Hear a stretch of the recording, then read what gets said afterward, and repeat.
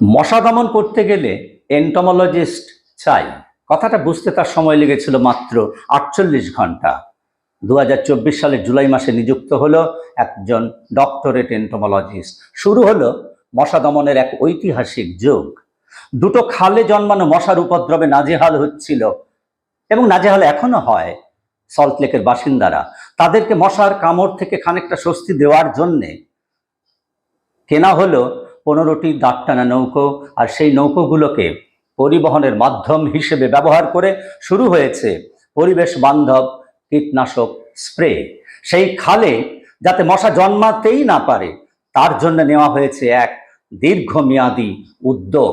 সেটা কি না, ওই দুটো খালের মধ্যেই ছাড়া হবে পর্যায়ক্রমে বহু গাপ্পি মাছ। এই মাছ মশার লার্ভাকে খেয়ে ফেলে।